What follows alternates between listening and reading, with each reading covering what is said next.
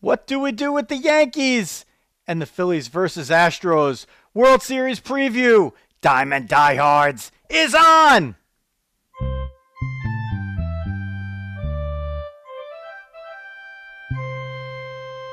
Joe Rizzo here bringing you baseball along with the dog, Jeff Healy. We are going to dive right into it. Are the Yankees broken? Do they need to be fixed? Well, that's one thing. They crashed and burned. They get swept out of the 2022 ALCS by the hated Astros. So Dog and I took a few days to digest everything, and we're going to write the epitaph on this show. You fans, of course, always have strong opinions about the changes that you want, but don't worry. Riz and the dog are going to explain how things will shake down and why. Also, the upstart Philadelphia Phillies. If Philly fans are still within our range, it's an international show, mostly New York and New Jersey, but I know we for sure have some Phils fans on here and even some Astro fans. I'm talking to you, Kenny Dunn. The Phils were the last team to make it into the playoffs, but now they're within 4 wins of shocking the baseball world and winning the World Series title. And the villain Astros are in their way. The best World Series preview is found here. And the opening segment, Dog, we're going to give it to Big Ed's Car Wash in Fair Lawn, New Jersey, 17-16 River Road in Fair Lawn. That's in the areas of Bergen and Passaic County. So if your ride is not looking good, and on these beautiful fall days you want it shining, you got to go to Big Ed's Car Wash in Fair Lawn. Inside and out, they'll make your car look awesome, and it'll stay cleaner for longer. So check out Big Ed's Car Wash. I saw Ed today, Pat, as I was leaving Dunkin' Donuts. He was coming in, so we had the little wave. Dog, the Yanks, are they broken? Or is it a tweak? You know, what do they need, but versus what is going to happen? Tell us. They are not broken. They still have the core that is solid. I like some of the young players that they have brought in and are starting to revitalize the team. I think they were making more steps earlier in the year, and then I think they kind of slid back into their homer happy ways, and they think that revitalized the team. I think they were making, and then they need to kind of focus back down on getting in some of clutch hitting, some of that the timely defense and so forth. That I think really started to turn them around versus what happened to them the previous year.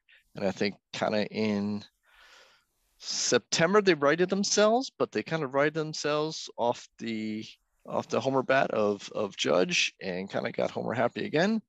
And when the homers weren't there, they were kind of back to their 21 edition. And I think they need to continue on revamping to add a little bit more depth and a little bit more average to that lineup. And that's certainly doable with the resources that they have. But what's gonna happen? But there's a 600-pound gorilla, right? 600, 800, a 6 foot. Sell him a little bit. Boy, it's that's an expression, but it's a big one. It's like, is that the first domino, right? Like, what happens with Judge has to do with every other move that they're going to make. Because if they re-sign Judge, there's just not that many moves that they really have to make. But if they let Judge walk, right? I mean, we say let Judge walk, but that means somebody's going to outbid them. And if he's gone, then it's not that you can do a whole bunch of things. It's that you're probably going to do a whole bunch of other different things. And the reason is because you really couldn't do that before, or you have a plan B or a plan 1A, 1B. I think the expectation, Dog, is that Judge resigns. Is that fair? Yes, absolutely. So how big or how close is plan B?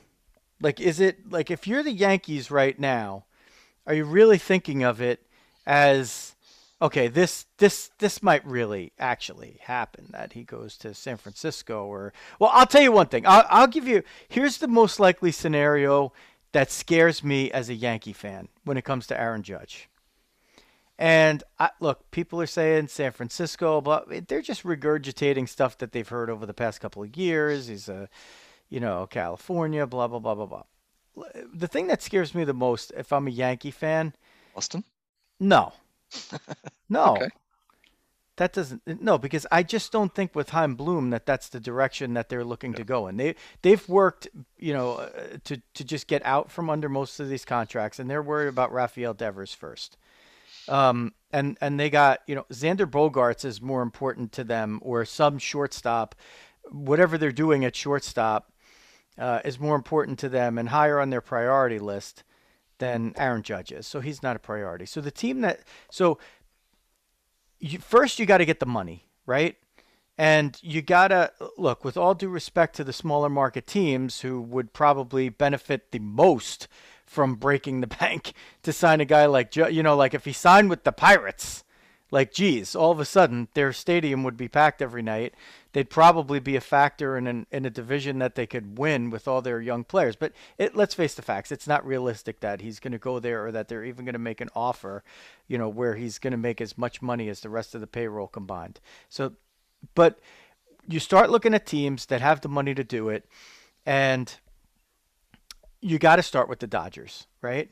Hmm. So, okay, that's one thing. Well, Dog, for the past couple of seasons, if you've looked this far into the Yankees' future, when it concerned Aaron Judge, like, you didn't really worry about the Dodgers because the Dodgers had Cody Bellinger in center field. They had Mookie Betts in right. They had, whoever they were going to put in left, if they had prospects or whatever they were going to do, that was usually the avenue where they'd move guys in. And they certainly didn't need to go out and break the bank for a guy like Judge. But, Dog, all of a sudden, there was some these announcements. This looks like I'm going to go off on a wicked tangent here, but I'm not. So just stay with me, okay?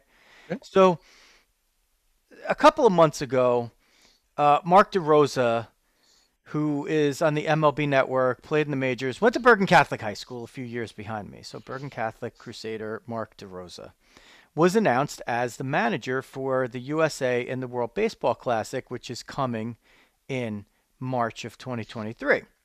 Now, shortly thereafter, Mike Trout said that he is gung-ho and he is going to play for the USA in the World Baseball Classic. Okay, what does this have to do with Aaron Judge, Riz? Well, Riz is getting there right now. Mookie Betts announced that he is going to play. And Mookie Betts said he will play second base for the U.S. Now, if you remember, Mookie Betts came up as a second baseman. Mookie Betts has also always shown, at least behind the scenes, he's a great team guy and a great teammate, but he loves playing second base. He'd rather play second base than be the gold glove right fielder that he is. So Mookie Betts is showing this willingness, and now apparently he's made it clear behind the scenes that he would not at all mind moving to second base if the Dodgers decided to sign Aaron Judge. So that's one way, right? The other way is this. Cody Bellinger, the bottom has fallen out from his career. So if you wanted to sign Judge and play him in center and keep Betts in right, then Cody Bellinger is not the piece that's keeping him in the way anymore, right? I mean, Hmm. that ship, I don't know if it's sailed, but he wasn't playing center field for them, and I believe in the game where they got eliminated, I think Clay Thompson's brother Trace was playing there in that game. So as great of a defensive asset as Cody Bellinger is, his bat has become a total non-factor. He's in some kind of possible career funk that, it looks very much like he might not get out of. And he's going to have to turn that around before he's going to get any kind of, big long-term deal, I think, because I don't think he's under a long-term contract as of yet. So The Dodgers are the ones that scare me if I'm looking at Aaron Judge, and those are the reasons why. And I haven't really heard that talked about in other places. The Giants, in terms of money and being able to give him what he wants, in terms of if he really wants to go home, okay, that's fair. But the Dodgers have a way better track record of reeling in the big fish, right? They've done it over and over and over. And And you got Trey Turner rolling off too, which right. opens up another spot for bets to slide to second, right? So Yeah, theoretically, I mean if you had to. Yeah, I the way that their infield shakes down, I don't feel like, Gavin Lux, like if you felt like Gavin Lux was really a shortstop that's been playing second base, or whoever you want to put over at third has really been playing there and isn't much of a shortstop, that might be one thing. But yeah, uh, that's another avenue. I mean, they could always trade assets and get a younger shortstop, or sign one of the free agent shortstops for lesser money, or they could just keep signing, they could keep signing all these guys for all this money because they're the freaking Dodgers, right? And do what everybody wants the Yankees supposedly to do, which is, just spend and spend and spend, because we don't need to make like smart decisions. We just need to just spend our way to a title. Meanwhile, does it work? I mean, would you rather be the Astros than either of those teams? I would.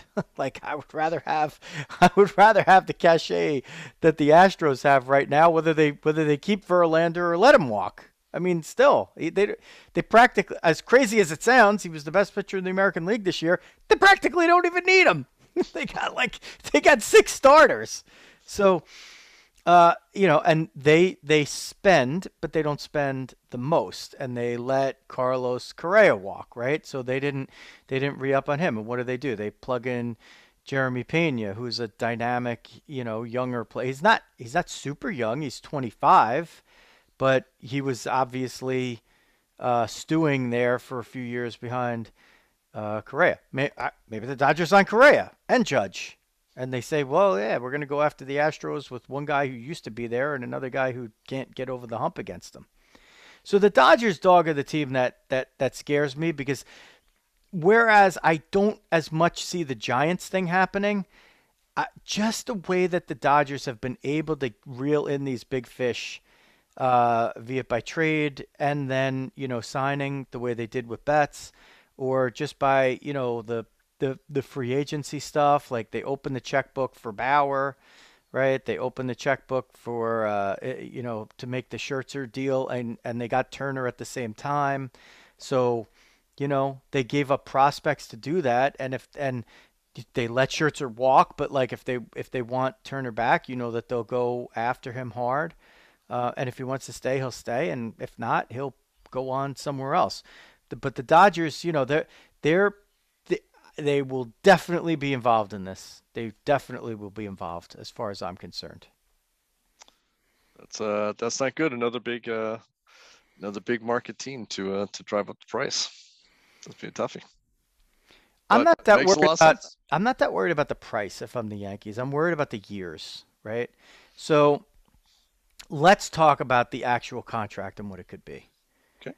How much per year do you go based on the number of years you're giving, and what's the reduction? So does he, like, if he insists on 10 years, right?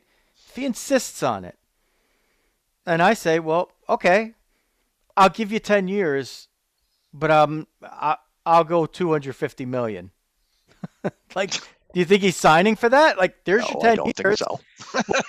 What about this? What about this? How many less years do you go?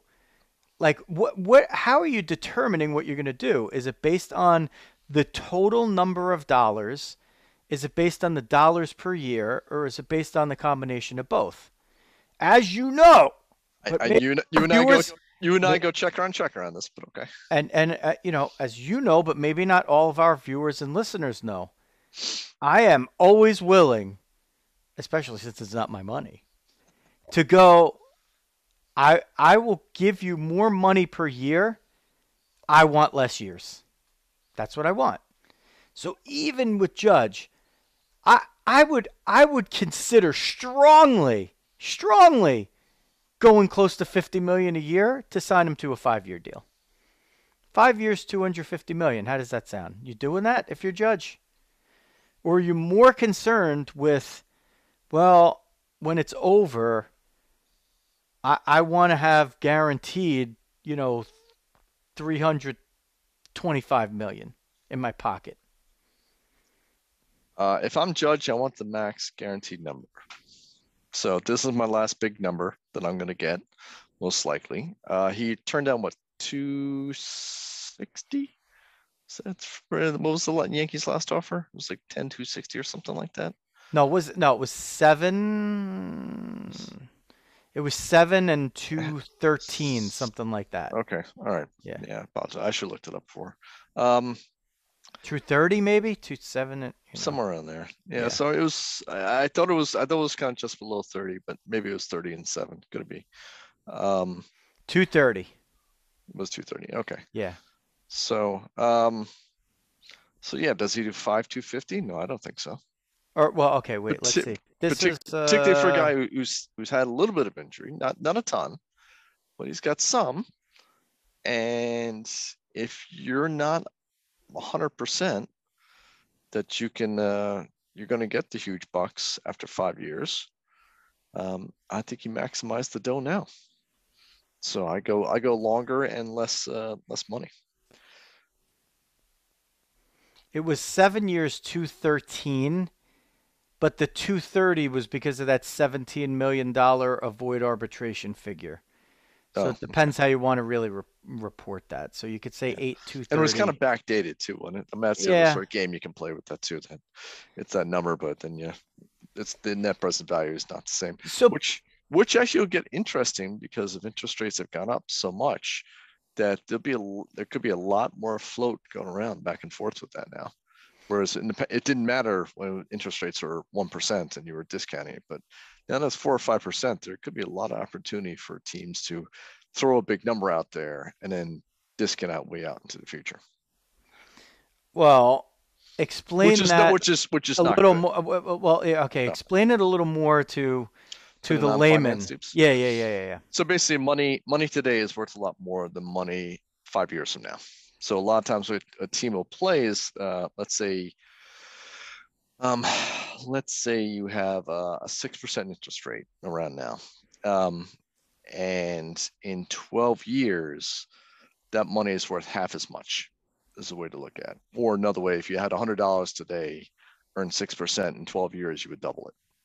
So kind of either way you want to go out. So if you go for a long-term deal like that, and you backload a lot of the money, which a lot of teams will do, so they can, you're kind of betting against the salary cap in the future, et cetera, et cetera, et cetera.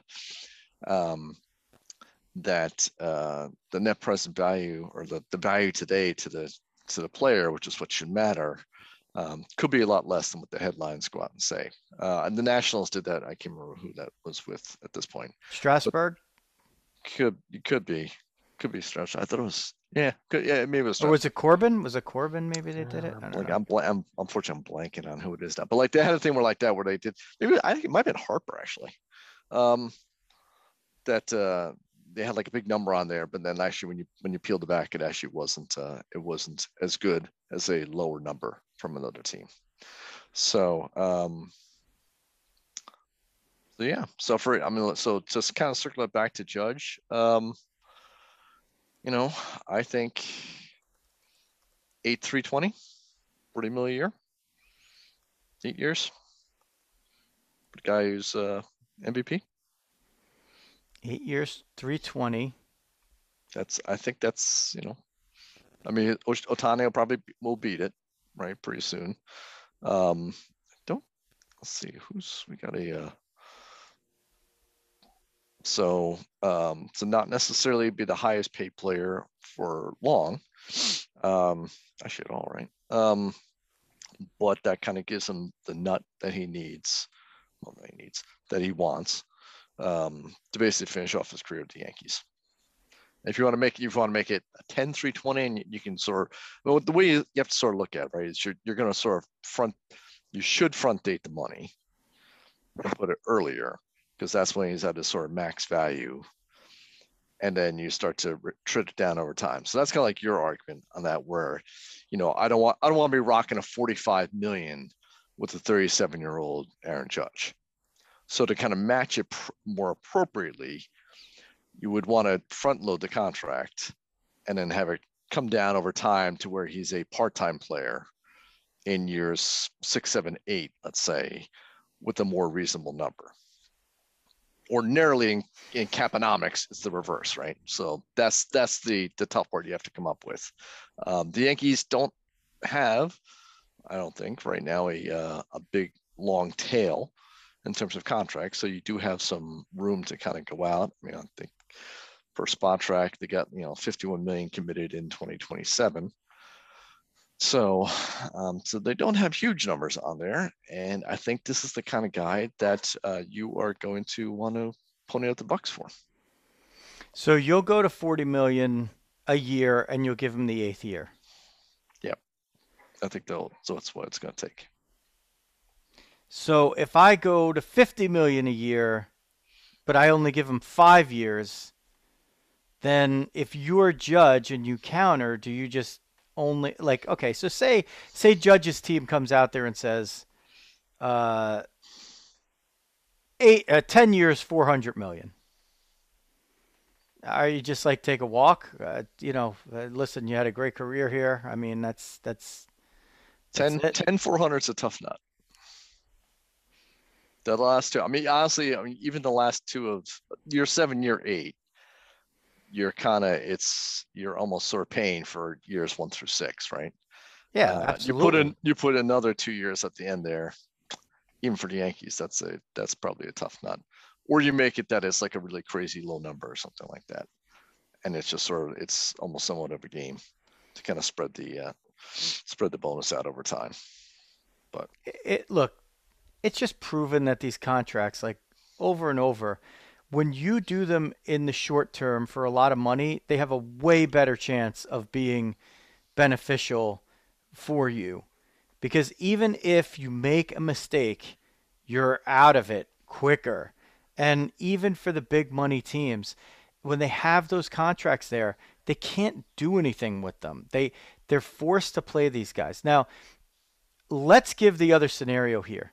Let's say he walks, okay? And in the end, honestly, Dog, I gotta say, I really don't know what the offers are going to be. But if the Yankees were offering, 213 for 7 years, I think the 7 years will stay. I don't think they're going to go longer than that. And I mean, what are they going to go up to, 280? So 40 million a year over 7 years. It's a little more reasonable, but it's still a lot. Like, I'd rather take away the 2 other years and give him, say, look, you could make after, your age 36 season, somebody will still pay you, 15 million a year. And if you get a 3-year contract, you've then exceeded it. But, that's not going to be us, maybe, or if it is, then great. But, like, it'd be hard to pass up 50 million to being the first $50 million a year player. Be hard to pass that up.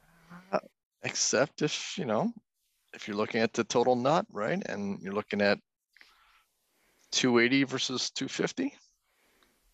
Yeah, but you're giving an avenue for him to exceed that 280 by having a new deal. Like, if he plays the way that he's playing, he's going to crush it. If he crushes it for 3 years at 40 million, he's going to renegotiate you anyway. Yeah. Here's your torture one on there. Ask Trevor Bauer. Right. I mean, that's the risk. Who knows, right? If I'm the player, I would never give up that chance to grab the nut. To grab the whole overall number. The whole overall number. Yeah. Especially, it's one thing when you're 26. He's just old enough that he's got to look at this as going to be, and it's going to be it's not like he's going to do a 2 or 3 year and come back and do it again. He's going to do a long-term deal.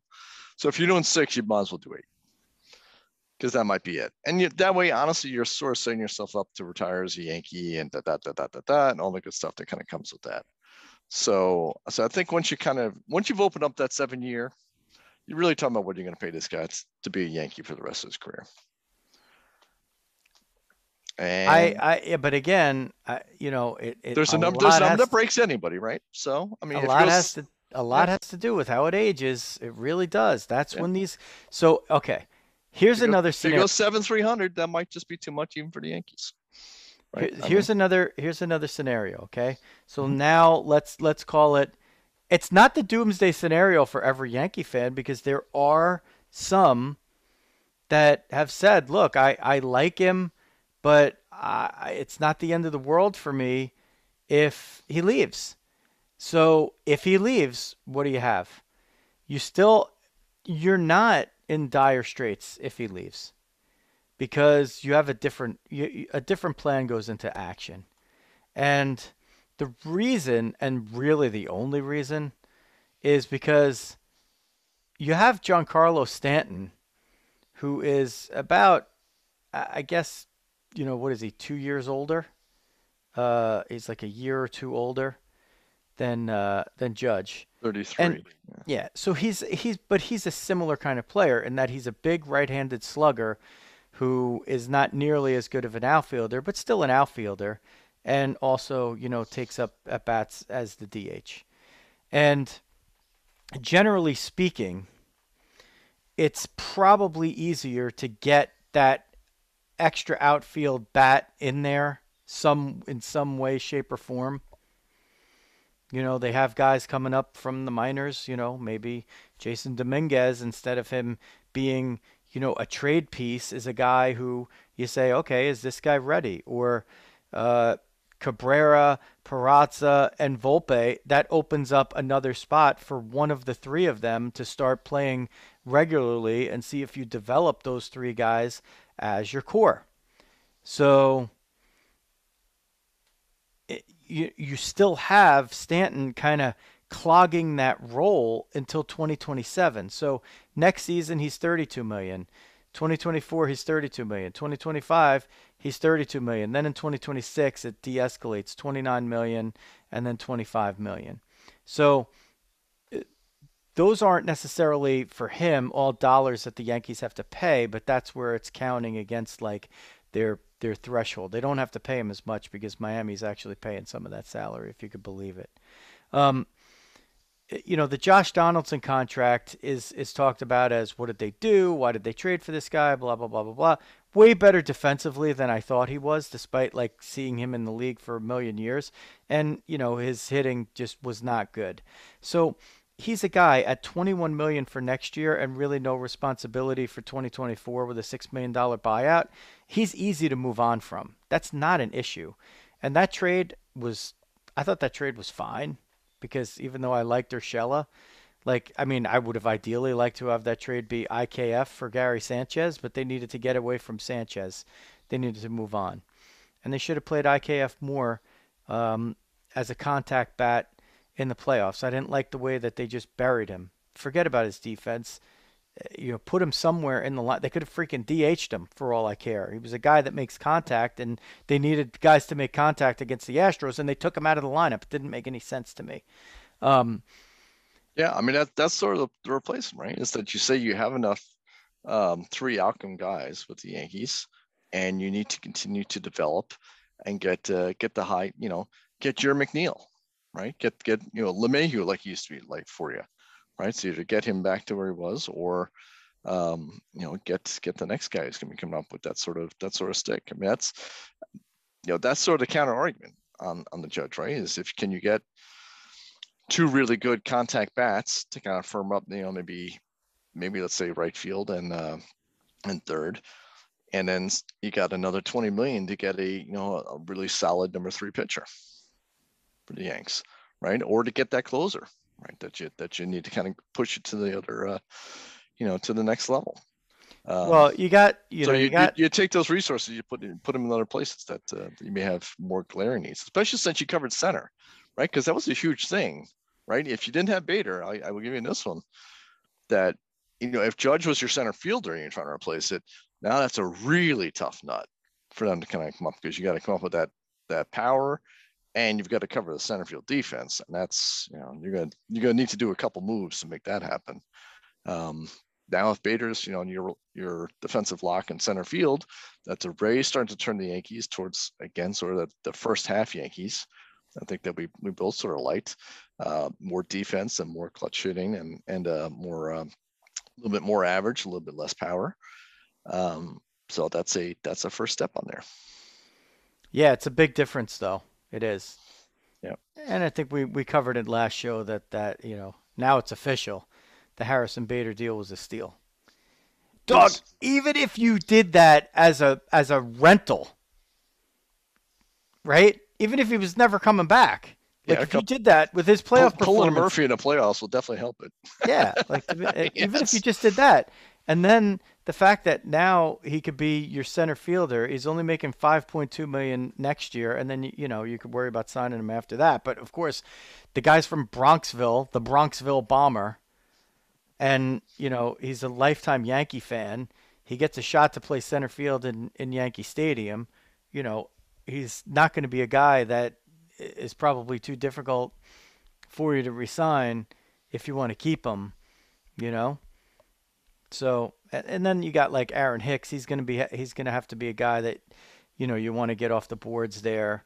But again, That's a little tougher to move. But these are just well, he's not. He doesn't make that much money. You can live with him as a backup guy, though, right? I mean, if you're the Yankees, I think you can still hold on to a guy like that.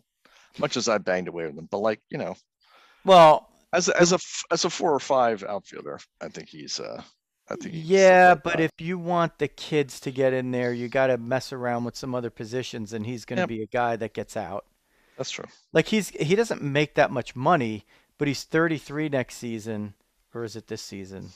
Next season, I think, is his 33 season, and he makes just over 10 million, just under, and then in the last year he's got like a $12.5 million buyout for 2026. So he's still got like 3 years left of making a decision on there, and it's probably at some point going to be money that you eat.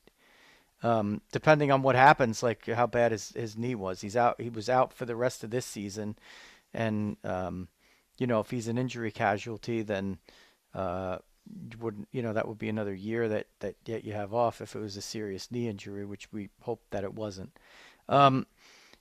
Anyway, what it really comes down to, if you're Gino watching on the treadmill and you're trying to say, geez, wrap this up, guys. I completed my 3rd mile here.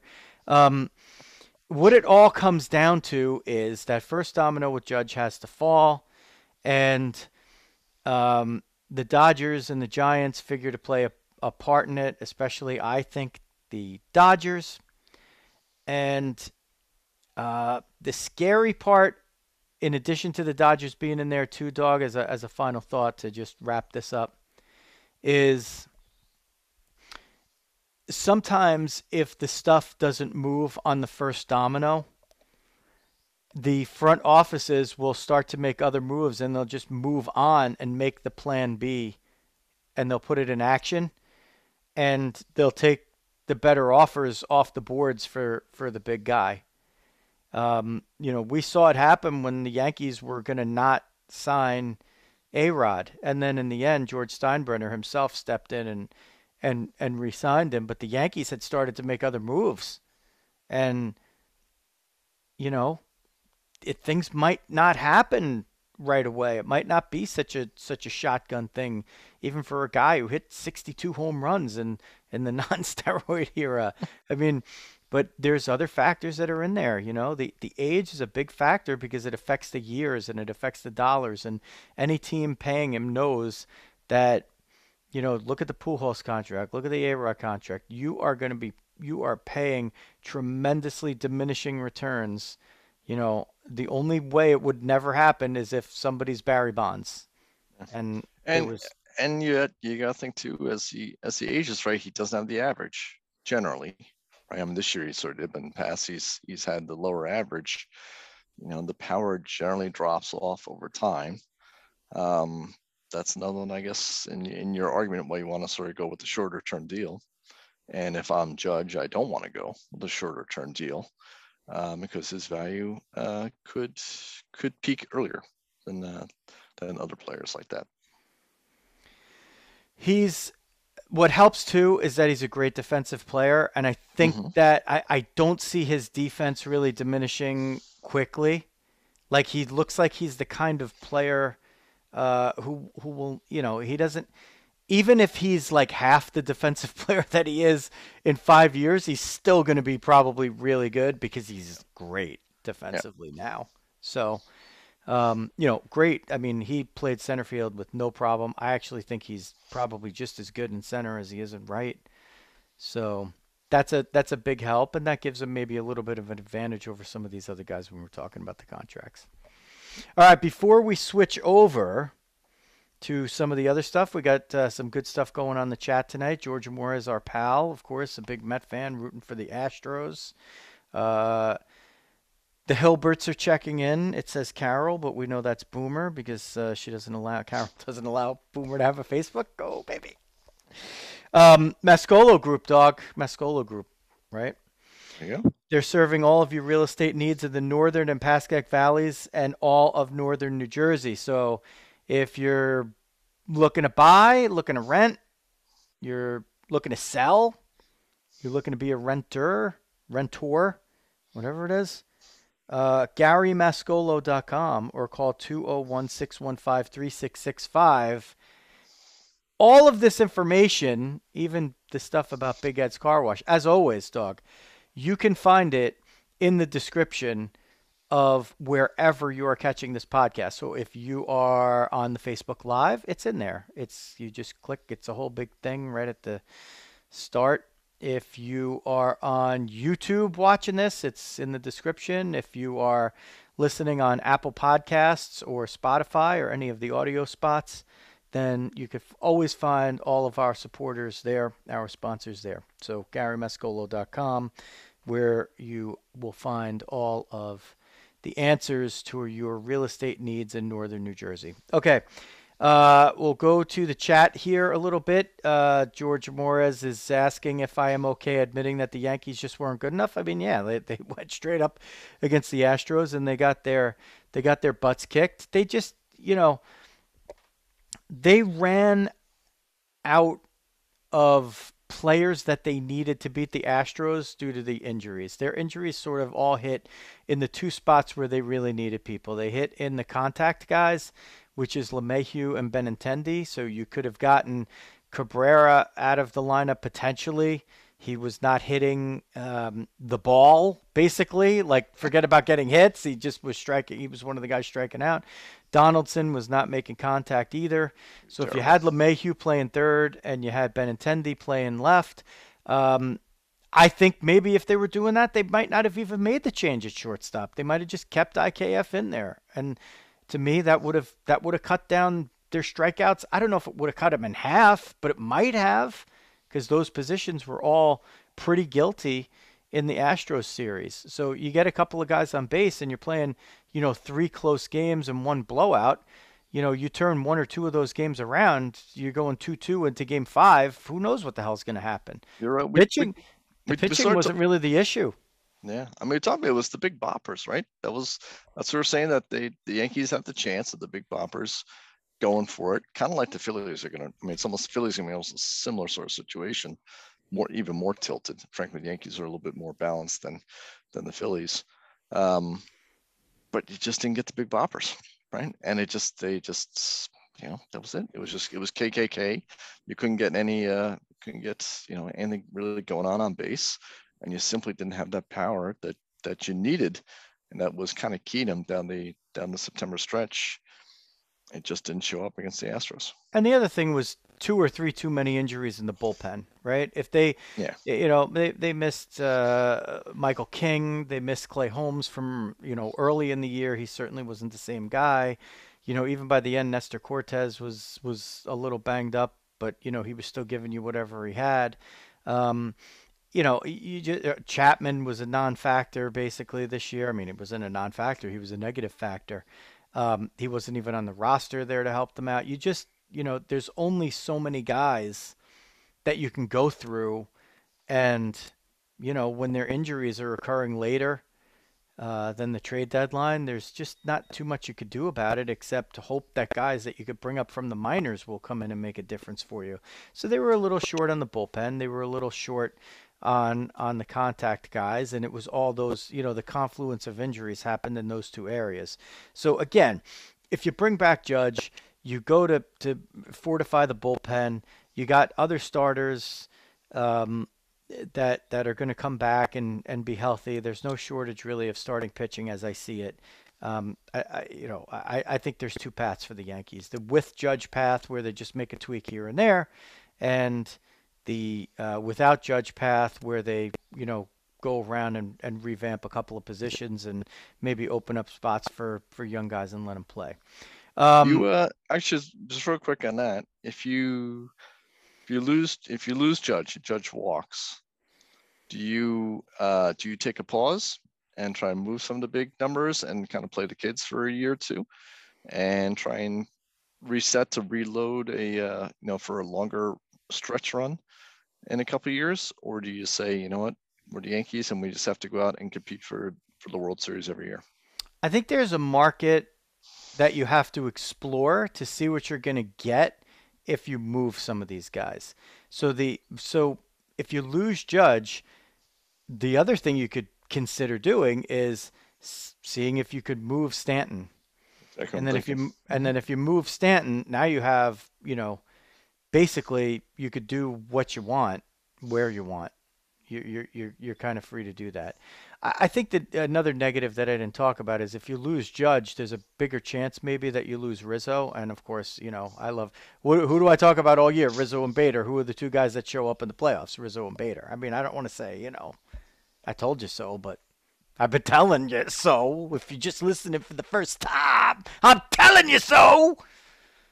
For a long time, those are the kind of guys that you need on your team, and they performed when the lights were brightest. So they have a lot. We got to just see what happens with that first domino, and if they ever got a chance to move some of these guys like Torres, or like Stanton, it just depends what the take back is. I don't think they're necessarily rushing to get rid of them, but there's a world where it makes a lot of sense that if they were getting a haul where they could restock the farm system or maybe, load up a little bit on relievers or clear money out here and there to make more dollars for other younger guys in other positions, then they'll probably do that. Let's see. The Hilberts say on the chat here on Facebook Live, rumor has it that Don Mattingly is going to be the new skipper for the Kansas City Royals. Thoughts to this rumor? Asking for a friend. We know you don't have any friends besides us, so you're asking for us. At first, I thought this was something that might have legs, but then we've heard that Donnie Baseball wants to hang out for a little bit, maybe not rush back in now or ever, and wants to spend some time with the family. So I think it's possible, but I don't feel like the Royals. Yeah, I think the Royals. That's like the same thing again. I don't know. I don't know why you go from the Marlins to the Royals. Midwestern guy, an Indiana guy. I don't know. I think he would just soon hang it up, to be honest. Well, I think that if the Yankees were looking to add him to the staff, boon swoon. I mean, would he only take a Yankee job as the head coach, or would he join as part of the staff? Does Buck Showalter give him a call and offer him a job on the Mets staff? I think if the Yankee job opened up, I think and they wanted to interview him, he'd talk. He'd have to, right? And then if he was offered that, I think that might be the one. Yeah. So I'm going to say probably it's looking like a no for Mattingly in Kansas City, but I can't see him coming back in for the staff too. So he's had his mansion time. I don't know. I'd be surprised if he goes that route.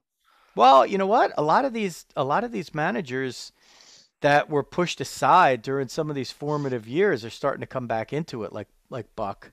Yep. La Russa, came back, and now he's going to leave again, and he's older than all those guys. Dusty Baker's the now he's the oldest manager because La Russa's out, and he's got his team on the precipice of winning the World Series here. Uncle Paul in the chat, by the way. Oh, there he is. Anything's possible. Bruce Bochy joins the Texas Rangers and is glad to be back. Like, why was that guy sitting on the sideline? So the respect for some of these guys, maybe the Shigan Nation stuff is starting to infiltrate owners and general managers' minds again. Get baseball people in there. Stop worrying. So don't be hamstrung by analytics. Use it as a tool, but go back to some basics here and get good baseball people in there who know what they're doing. Okay. Boomer's talking up Kansas City here. Well, hold on. I'm trying to go. Nobody cares about Kansas City, Boomer. I'm trying to go comment by comment here. Watch out for the young Diamondbacks next year. Going to be exciting baseball in the Valley next. Plus, they trade Madison Bumgarner in the offseason because he has 1 year left in his contract. I think Madison should be converted to a reliever like Dennis Eckersley to extend his career. Totally different kind of guys. I actually think that they should let him hit. Like Ohtani, he's a great hitter. They're wasting his bat. They're wasting his bat. Let him, go to a team that needs some bats and let him hit every now and then. If he's working on his hitting in the offseason, he's probably going to come in there and be able to help you. Care to comment on that, Diamond Diehards? Love your show, by the way. Keep up the great work, fellas. Yeah, the Diamondbacks do have a lot of good young talent, and it seems like they have like repeats of the same guy. They have left-handed hitting, left-handed throwing outfielders that all can run and hit to different degrees. So, 2 or 3 of them are going to hit, meaning like become good players quickly. And like one of them already is.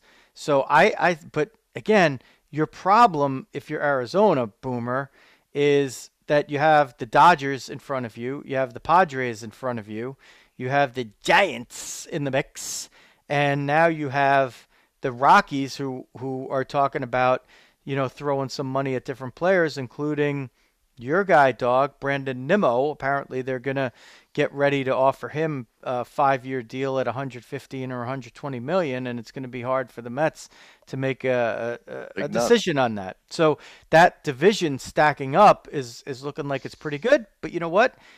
Zach Gallen gave you a big, you got an ace now. That's a great start there. And I wouldn't be so quick to dismiss Bumgarner, because as a veteran and as a proven playoff guy, if you have him on your roster or at the back of your rotation, he's going to help you during the year. And even if the numbers are not great when he's out there pitching, he's the kind of guy that I would not mind having on my team if I had a bunch of young guys there. Let's see as we go through the comments. Hilbert's again heard Mad Dog went off on First Take that the Dodgers are going to sign Aaron Judge. I did actually, although I'm a huge Mad Dog guy, I did not see that. My whole Judge Mookie Betts take has been has been brewing here for a while. And if you want, you could ask my buddy Timmy, because I've been telling him this for weeks, and I don't know if I brought that up to Dog, but I've been talking about Timmy in our morning coffee conversations in town. How much money do they have? I think we kind of went over that already. Mattingly back to the Yanks. That was Dog. Boone Swoon. Kansas City. I was trying to get Sarah in on that. Fan base is so loyal. You might want to hit. Zach Greinke can hit. Yeah, he can hit. I think he might be retiring though. D-back Shankar is great field reporter talking. Look at the KC Royals winning the World Series. Just saying. I think it was just the anniversary. Is it today? Actually, someone's doing a little home cooking. Yeah. Little home cooking there. Where was Uncle Paul in the chat? I didn't see. He's watching. Oh, he's just watching. Oh, okay. He's the watcher. For some reason, I can't see who's watching. I see the number of people watching, but I can't see who they are. I don't know why I can't see that. Popped in there right after the Powder Puff Blue KC Royals. Oh, good. All right. Hi, Uncle Paul. Maybe I got to have it on my phone or something. I just see it better, and I can interact better when I have it up on my computer here. All right, I think before we transition over to the World Series, we're going to tell you a little bit about Gatto Acupuncture and Wellness in Glen Rock, New Jersey. Book online at gattoacu.com or call 551-212-3845. I just saw Dr. Melissa the other day. She's primed and ready to go for any new patients. And her social media stuff is good. You could see what she's doing there and get a good look. GattoAcu.com or 551-212-3845 if you're anywhere within driving distance of Glen Rock, New Jersey. It is worth your while because Dr. Melissa will really help you out with whatever is ailing you. She might ask you some funky questions like, let me see the bottom of your tongue. That was interesting when she was working on my shoulder, but whatever she did, it friggin' worked. FMS Graphics, Dog, a family-run, family-owned business for the last 50-plus years. All your printing and promotional needs can be taken care of with just a couple of clicks at fmsgraphics.com. fmsgraphics.com for all your printing and promotional needs. No promotion needed for this World Series. It's David versus Goliath here. It's the hot upstart team versus the villains. When was the last time a Philly team was not the bigger villain in any kind of game? Let's forget about a series. It's a toughie as a Met fan sitting here on this. Yeah, just everybody hates the Astros, right? So we're definitely rooting against the Astros. I don't know if I could go all the way to saying I should be rooting for the Phils, but yeah, I would definitely prefer to see the Astros go down. Particularly my buddy at work actually won the ticket lottery, and was able to buy tickets like at obviously higher, but at face for Game 5. Wow! In Citizens Bank Park. So yeah, going for 2 to 3 times face at this point, up on that. So that's pretty cool. So I'm hoping at least to give him an opportunity to get to go down there and see his Phils in action. They've been underestimated the entire way, and all they've done is be hot and find a way to get it done. So I think the Phillies are going to make it tough for them. I think are we going the whole way on picking and stuff, or should I roll? Or do you want to wait on the picks, or are we still? Yeah, I'm trying to think if either of us picked the Astros to win the World Series. Did you? No, I had the Braves actually. But you had the Astros getting there. I had the Astros getting there, and the Braves beating them because I thought Astros Yankees would be a slugfest. I swear to God, is there any team we got right in the entire bracket? It's so painful looking back on it. Literally, almost everything we said was the exact opposite. We do great at predicting the future, except when it comes to our playoff picks. They're incredibly bad. It was roughies. Yeah. Even combined, we weren't that good. I know. Even if it took our winners, we still were like, eh. Yeah, it was definitely a roughie. Astros are definitely a deeper team,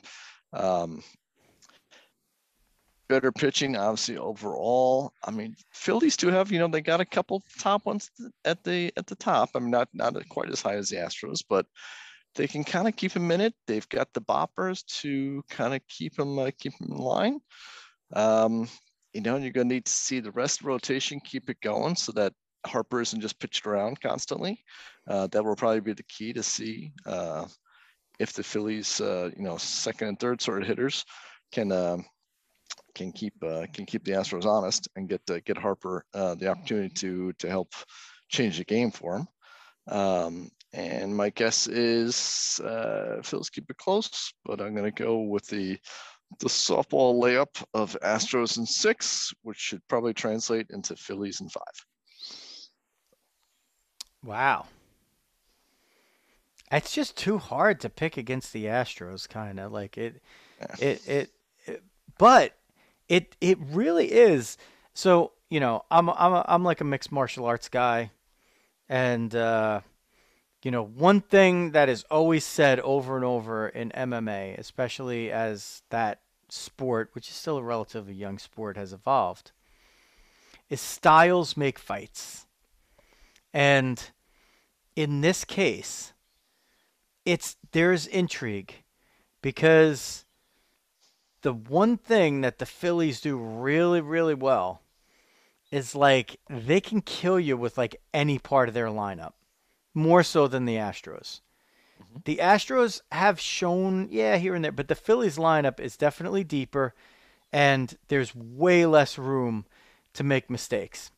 The other thing the Phillies have done that has impressed me, Dog, is they've had these bunches of innings where they don't need the long ball. They Mm. hit, 74-mile-an-hour exit velos, and they had that the whole inning that got them off on the right track. The ninth inning of Game 1 against the Cardinals, they scored 6 runs in the inning. They didn't. The highest exit velo mile per hour was 88 for the whole inning. We don't talk exit velo here. So I don't know what he's talking about right now. Right? So, sure, Kyle Schwarber hits a 489-foot home run, but they're not, as a team, they haven't been completely reliant on that. And the other thing, Dog, is that we look at the Astros, who are undefeated here in the playoffs because they swept the Mariners and they swept the Yankees. The Phillies haven't done a whole lot of losing in the playoffs either, and they had 2 extra wins tacked on, so they have 9 wins here, to the 7. Would they beat the Braves in 5 or 6? I think it was 5, right? It was 5, I think. Yeah. Yeah. So they beat the no. Wait, they beat the Braves in 4. They beat the Braves in 4. They didn't go to the 5th game because it was in Philly when they clinched. So They beat the Braves in 4. They beat the Cardinals in 2, so that's 5-1, and then they beat the Padres in 5, so that's 9-2 in the playoffs. 9-2 versus 7-0. I mean, yeah, 7-0 is amazing. 9-2 is pretty damn good, right? So they haven't done a whole lot of losing, and they found ways to win even in games when Nola or Wheeler have not been the starters. So you can't just dismiss them. You really can't. And a lot of people feel like they have a little mojo. Dog, we get this thing, right? We get this thing in sports where the Eagles, they're 6-0, right? The Flyers, nothing was expected of them this season. They're off to kind of like a hot start. Well, the Sixers kind of like ruined the whole thing because they're supposed to be really good, and they've had a horrible start out of the gate.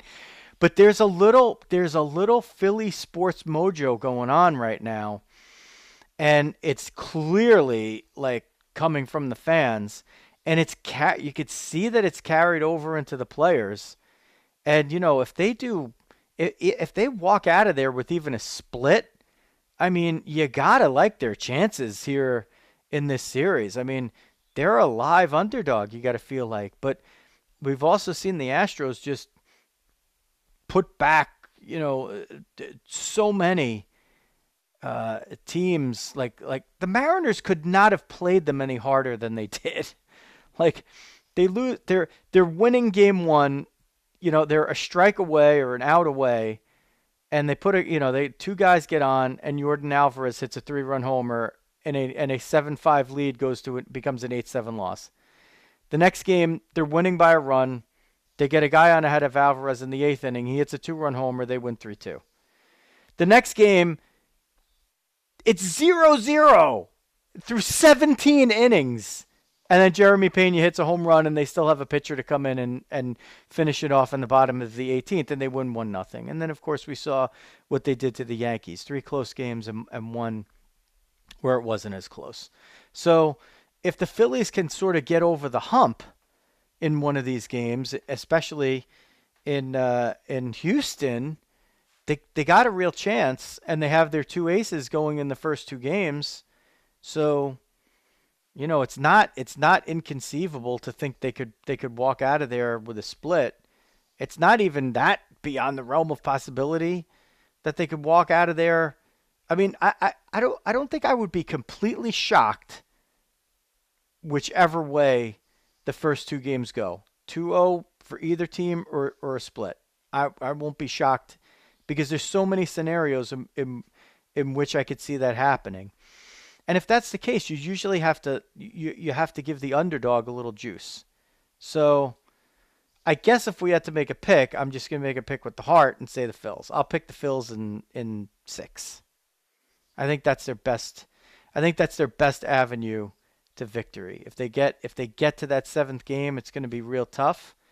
But if they get the split and then they win 2 out of 3 in Philly, and they walk into Houston they could maybe steal that first game. They put all the juice into that game 6. You just game 6 or bust, and maybe they do it. So, and as Uncle Paul says, first Uncle Paul said Judge is going home to San Francisco, making it sound like Uncle Paul lives in San Francisco. He doesn't. Um, and Uncle Paul says it better be the Astros because he hates the Phillies. Hilberts are going with the Phillies, just like the Bengals in the Super Bowl last year. Have to go with the underdog, although, Boomer, I hate to break it to you, the Bengals lost. Phillies in 7, like the Diamondbacks beat the Yankees in 2001. Well, the Phillies would be the road team. The Diamondbacks were the home team. That was a big difference there. It's Bryce Harper time. Love him or hate him. He will be the MVP in the World Series. He's probably one of the favorites. Let's see. Uncle Paul and Dog are going back and forth in the chat. San Francisco publicly said the money is not a problem. Okay. We rounded that up pretty good. You're gonna go as far as our pal Boomer here on the chat and pick a World Series MVP? He's going with Bryce Harper. I would have to go with Verlander if keep rolling forward my Astros in 6. So I would go with Verlander. Wait, I thought you picked the Phillies. I picked the Astros in 6, and then I said because of the way I've been picking in the postseason, it will probably be Phillies in 5. Oh yeah. Dog pulling a Francesa. He picks both teams in this way. Go back to the clip. Wait a second. Wait a second. Go back to the clip. I told you. See, I told you there. I told you that was going to happen. We're going to say Phillies. I never said that. I never said Astros in 6. Phillies. I never said that. I never said Phillies. I never said that. So you'll go Verlander. Let's see. Well, if I'm going to listen, the guy that I go with Harper.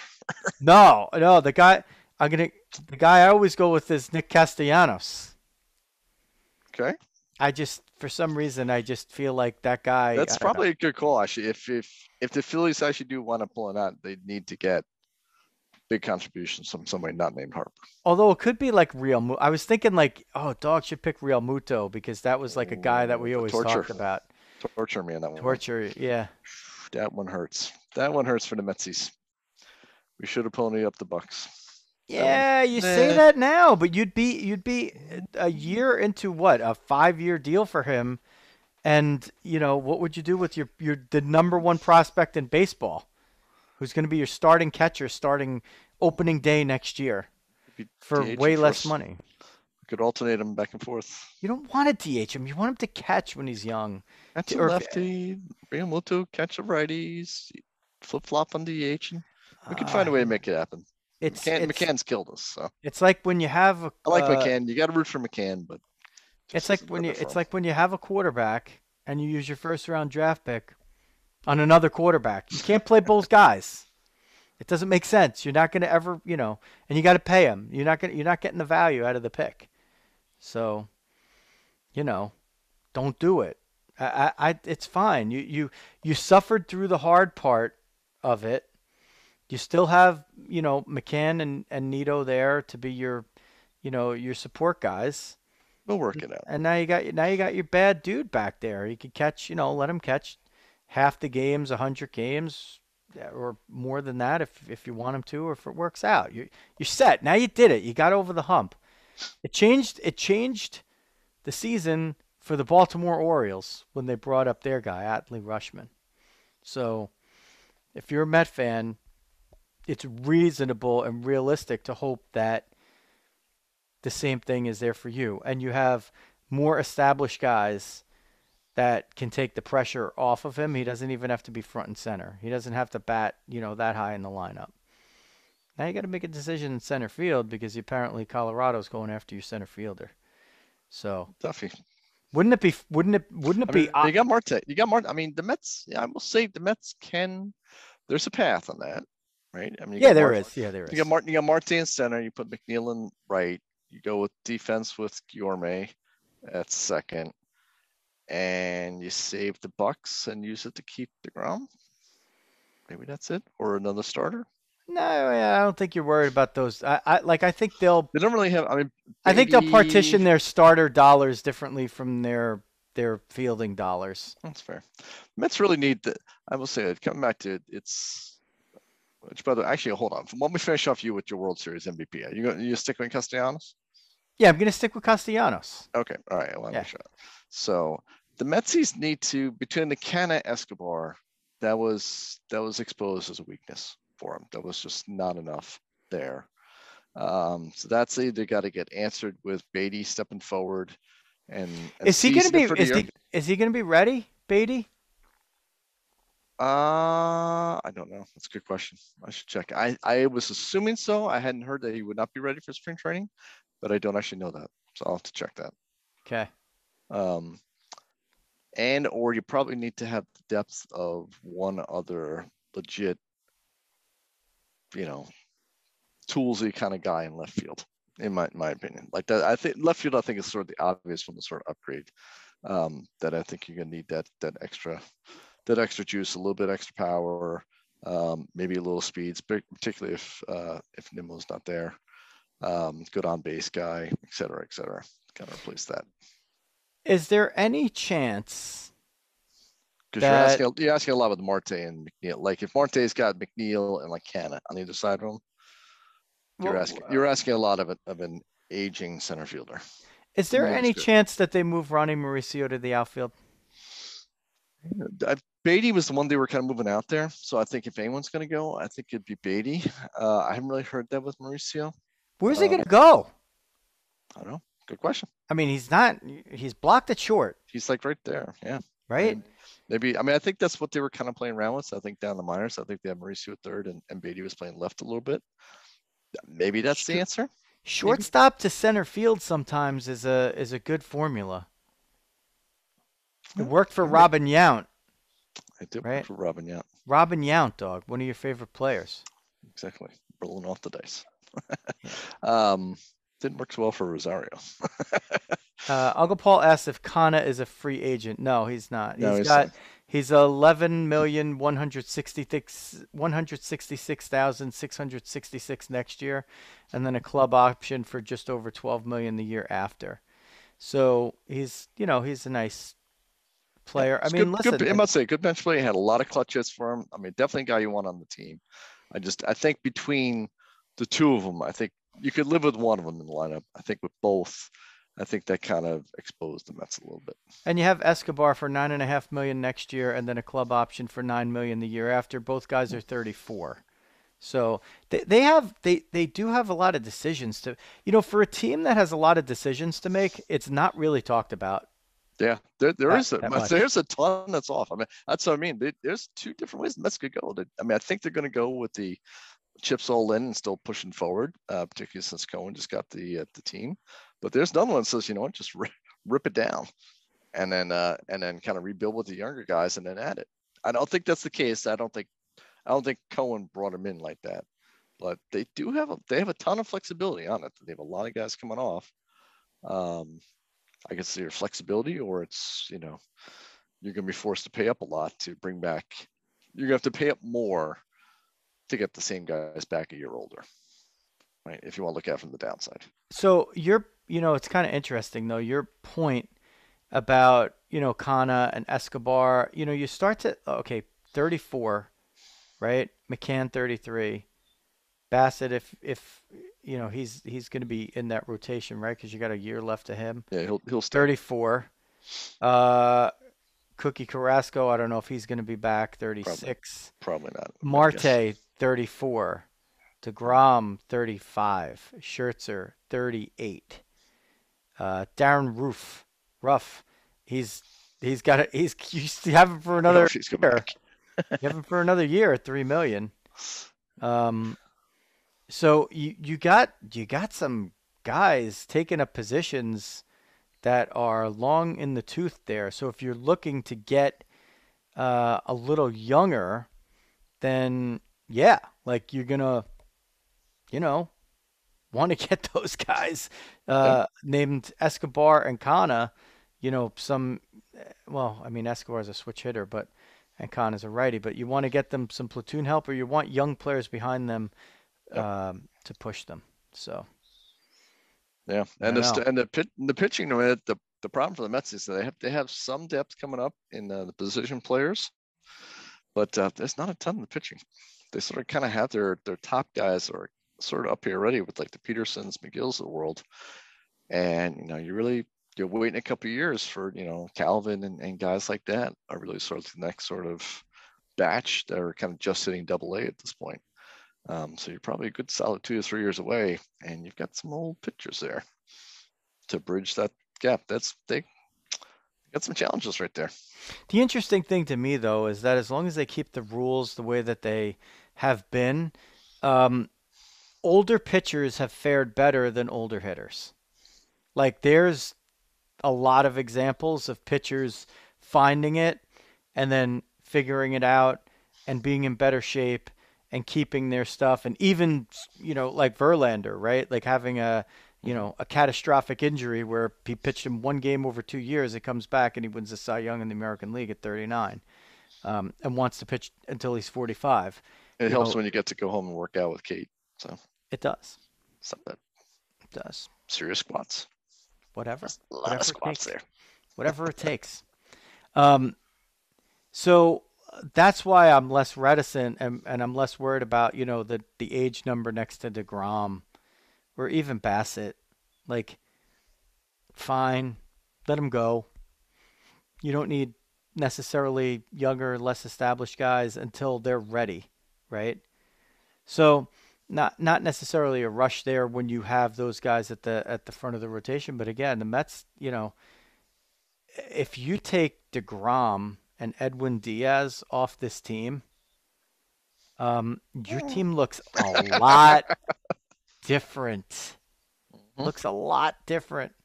And if you were from the Met perspective, if let's just say Steve Cohen's like, all right, fuckers, we're signing Aaron Judge. And the Yankees are like, okay, so Well, sign DeGrom. we're gonna sign DeGrom and Diaz. So basically, who would you rather end up with if you're the Mets? Let's see.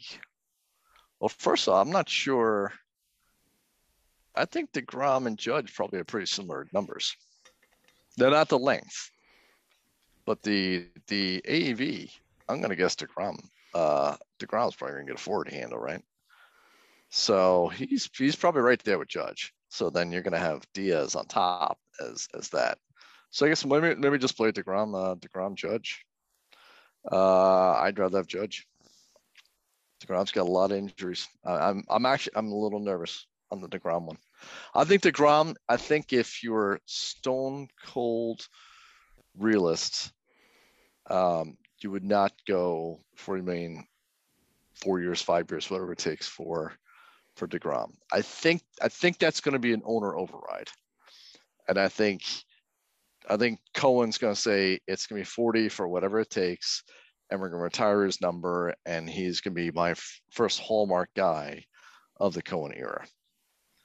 So I think he's actually going to override whoever the baseball guys say on that. But I'd feel more comfortable actually, I think, with Judge than I would with DeGrom because of his injury history. Wow. We paid him 100. We've paid him 100 million for the last 200 innings, right? We did that sort of year last year or the time before, right? I mean, that's a big nut, right? And he's getting older, right? You're counting an awful lot on that. And yeah, even with the big market team, boy, you get one more. Like last I checked, like his UCL, like they never fixed that. Like it's sort of back and it's sort of okay. I don't know. Do you go sort of okay for 200 million with the ligament in the pitcher's arm? Worked with Tanaka. It did, right? And it's worked with DeGrom. I mean, he threw a good one this last one out, but boy, oh boy, I wouldn't feel fantastic signing on that one. I'll be honest. I love DeGrom, but if I'm gonna make mistakes, you know me, I don't want to make mistakes with the pitchers. yeah, I think I hear you on that, but I think the injury thing kind of overrides it a bit. If he was a healthy DeGrom 35, no problem. Boy, Whatever Doug, it takes. you know what I did? We didn't talk about Diaz at all, but I did some really deep diving on the reliever contracts. They Man, they almost always hurt you, right? well, it's not that. It's Okay. not that. It's like if you offered him $60 million for like 3 years, like that would be like an unprecedented contract. And like you definitely would get him. Like if you went on precedent, you would like, and you were the Mets, you'd be like, fuck, I just, I don't think we could do that. Or would you? Or would you just be forced to just do that? I don't know. That's an intriguing one to me. Yeah, I haven't gotten there yet. I'll be honest. I'm sort of trying to get through the DeGrom one here first. But Um, that's one you got to watch out. That could be and like you a always blind. You and don't you want to get blindsided there. whenever you pay up for relievers' prior performance, it almost always haunts you. And that's he's young. I mean, if there's a guy you're going to do it with, I got no problem with Diaz on that. And again, Uncle Steve's got the number that it can't. If it's a mistake, it's a mistake. And I think in kind of to your point, this is one where like the years do really kind of come in, right? Because there's such reversion to the mean with relievers generally. You really don't want to go long with a reliever, so you'll pay him a ton, but you got to kind of eat what you kill. Much more, I think, with a reliever than you do with a starter, because it's just so much more volatility in the Is reliever Billy space. Epler, if Billy Epler sees the Yankees put 60 million for 3 years in front of Diaz, is he going to match it? Or is he and Buck going to look at each other and be like, you know what, Michael Givens Uh, has a live arm. He's closed games before. I don't know. Well, I mean, We the could problem is exercise the you look. Taiwan Walker $6 million option to make him a closer. I mean, I mean, you look at you look at that Met bullpen, and then you take Diaz off. That's a toughie. That's a Jolie tough. Rodriguez coming in to close the game, I baby. mean, that's a rough spot. That's a very rough spot, right? Is Lugo ever going to be that guy to be your closer on there? I don't know. Tyler McGill, here you go. Yeah. Closer job's yours, buddy. Trying Drew Smith, right? Maybe, right? I mean, how many? You got a lot of seventh inning guys. Trevor May, Ottavino, they got to look at. I said they got a lot of guys coming off that they got to make decisions on there. I'm gonna You're still paying Brett Saberhagen $250K a year. You think he's got any innings left? I'm gonna say what was the one with Will Ferrell doing George Bush? Pass. I don't know. I honest to God don't. I got to look up what like a corresponding contract would be in reliever land, like the last like monster one, right? Maybe like Kimbrel or something like that. I'm trying to think of the last one I would. Well, it's like 16. Henley maybe. It's like I'm trying to think 16, who's the cover guy. like Jansen got a 1 year $16 million deal. So obviously the Braves gave him more for the 1 year because they didn't want to go longer than that. So like 20 million would be the jump. I think Kimbrel's like 16. Emmanuel Clase has like a 5 year $20 million deal with the Guardians. And he's like the only guy right now that's even comparable to Diaz. So you're talking about giving him 2 less years and 3 times as much money. So 40. You'd be blowing the doors off of like it. Yeah. You know what I mean? Like if somebody was willing to do that, like then you got to be. I mean, would it even take that much? What if you decided to do 15 million a year and give him 5 years? Because you said, well, Class A, he's comparable to Class A. We'll give him 5 years, but we'll give him 45 million. 15 million. I was thinking like 350. I was thinking 345, but or 240 if you want to think. Or 575. 575. 15 a year. 575 then. Yeah. I'm sorry. Yeah, you were.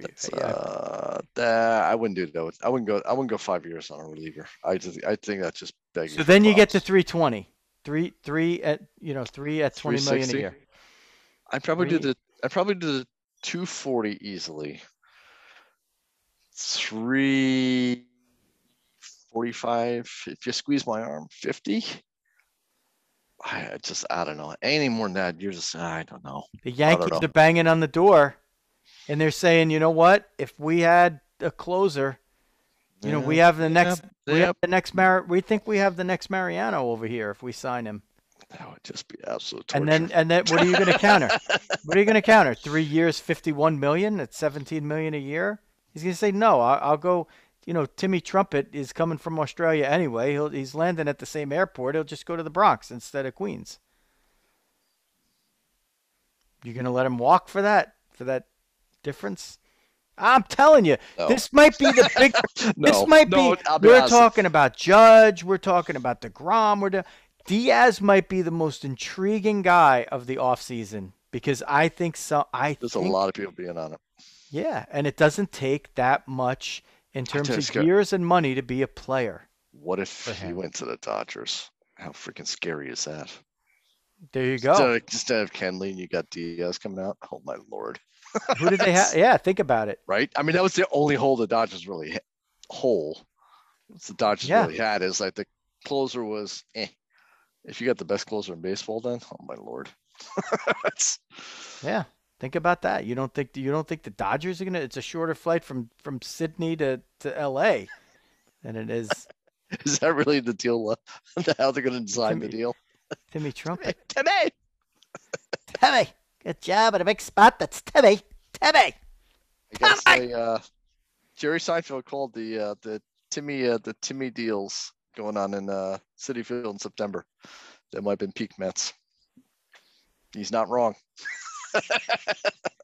Come on, that was listen. I know it's not, but I know it's a little bit of like pain in it, but he's not wrong. In retrospect, the greatest moment of the year. In retrospect, the greatest moment of the year. Yeah, I mean, not wrong. But who's the other? Like the only other real comparable closer would be Josh Hader, who's now in San Diego. He's got Jesus. Just see what Uncle Paul throws down for TS. Oh boy. Uh-oh. Actually, he had two of them. First, he said 5, 230. They took a breath. They did 5, 115. Wow. Oh, if anybody offers him if somebody offers him $115 million for 5 years, they are getting him. That I could tell you. Oof. The Mets are not getting Musgrove, Uncle Paul. He's from San Diego. He's running for mayor of San Diego. They are not getting him. So Hader is he's got 1 year of arbitration with the Padres, and then he's an unrestricted free agent. So he's staying in San Diego. They're not gonna shiny ears flip him over. That's a good line. The only way the Padres flip him over is if they're having like a really awful year next year, and they decide to also like move Juan Soto, who they have 2 years of before he's an unrestricted free agent. So, but they're pretty sad. Like I don't think the Padres are doing any. They're not trading Musgrove. They just signed him to a $20 million a year deal for 5 years. They have Yu Darvish again next year. They have Blake Snell. They're not doing anything except adding guys probably here and there. But their roster's pretty set. They don't have to do much. So what if we play this one out here? Judge walks, Yankees trade for Ohtani. Well, that's the other thing, and I didn't. Do we want to save a show for that? I wanted to save a whole separate show for that, maybe. Okay, yeah, let's say because that gets too hard quick. I mean, and listen, that's your other plan, right? And certainly one of the guys that you could do as the centerpiece of that deal would be Stanton. Because that's a place that he's likely to agree to go to potentially. I don't know. I think they want kids and stuff. Yeah, but you could do that. So why do the Angels want that? I don't know. Why would the Angels? Why? Because they would want the stick. They want as part of it. They want a ton of young guys. They got to replace a freaking bat in the middle of their lineup. That goes a long way to doing that. And you don't have that, crazy amount of years. Plus, they wouldn't have to pay him hardly any of it. Because the Marlins are still covering a bunch of that contract, and the Yankees would cover probably a fair amount of it too. They'd be paying him $5-6 million a year. I don't know. I think they were more focused on like I'm saying 3-year top 5 and stuff. But maybe you have to throw Stanton in too. But that's what I mean. But like as the Yankees, you would want to be able to put Stanton in a deal like that anyway. Yeah. Because having Ohtani and Stanton doesn't make sense. Yeah, I'm just not sure the Angels would want it back. But I hear you. I think they would. I think they would. All right. As long as he would want to go there. Again, he's a Southern California guy, so if he was going to agree to go anywhere, that wouldn't be a plus if they were getting more prospects and everything like that. And then, if he stayed, he'd be the guy that held up the Ohtani deal. So the Yankee fans would just boo him anyway. You're not Ohtani. But the Yankee fans booing everybody in the Yankee Stadium. What's going on there? Oh boy, good thing we didn't get Mike Saffo on the show. Boy, that would have been brutal. I'm just stirring the pot right now. You know what, Dog? We gotta give shout outs. We've had a really great chat during this one. Uncle Paul back chiming in. We hadn't seen him. The Hilbert's on there. Boomer, Carol. We'll give Carol some credit. Pal Georgia Morez, Gina on the treadmill, Janice driving through Connecticut, putting us on the live stream in the car, which is a good one. That's a rare one. You never think of that. You're like, wait, I'm driving. How can I listen to it? You don't have to wait. Just put it on, hit the unmute, and you don't have to look at your phone. You could hear what's going on. It's still a radio show, right? I did not see Gina on the treadmill. Where's No, well, that was offline. She on the Twitter? She was not in the chat. But I was on the Riz hotline. A little bird informed me that a little bird informed me that as I have the Fordham sweatshirt on, the Fordham crew extended was as always supporting us. So we are glad that they do that. So there's all kinds of ways to listen to us. If you're on the live stream, we love it. Be part of this Facebook group. If you haven't joined, just hit the join button or the subscribe, whatever it is. Be part of the Facebook community. We also have a Facebook page, which is more like the business side of things, but we usually post the videos up there too. More content and more reaction stuff on the community side. So either, both, whatever, it's all good. But we really do need the audio subscribers. So if you have us on Apple Podcasts, we appreciate it, or Spotify, we appreciate it. And if not, then please go to one of those and subscribe there, because that helps us an awful lot now and going forward. We have some really good stuff in the offing, and we've been saying this for a while, but now we're in like the actual scheduling mode. And just to give you a little insight to this, I don't read. I'm bad at it. So I have ventured into the audiobooks to start prepping for one of our future guests, and I am checking out an audiobook to prepare for this guest that should be coming up in just a couple of weeks, and that will be the first, or maybe there will be others before and after, but we're going to try to go more in the interview modes to do, some of those type of shows in addition to the ones that where you hear Dog and us banter. So good stuff on the horizon. We're at the tip of the iceberg. Yes, Riz is doing audiobooks now, because I can't just sit there and read for an hour sometimes, as much as I would like to. It just, I don't know, doesn't work out. So that is going to do it. We're going to wrap it up there. We'll tie a bow on it. You heard about all of our sponsors, and if you would like to support Gatto Acupuncture, the Mascolo Group, Big Ed's Car Wash, or FMS Graphics, and you need to find out more, go into the description of the show, no matter what venue you're watching or listening on, and we appreciate their support in the past and continued going forward. That is going to wrap it up. You can follow the Dog on Twitter at JeffHealy8. That's the number 8. You can follow me at Diamond Diehards anywhere on social media. It's a wrap for, I guess this was a Thursday night live, ahead of the World Series and dismantling and writing the epitaph of the 2022 Yankees, and we even dove into a lot of Mets there. So hope that will satisfy you going through as we head into the first New York weekend without baseball, but with, excitingly, some really good football. the 11-3 between the Giants and the Jets. We're excited about that. Thank God. And some good hockey starting already. And for basketball, you just got to figure that one out for yourself. For the dog, Jeff Healy. This is Joe Rizzo. Diamond Diehards is out.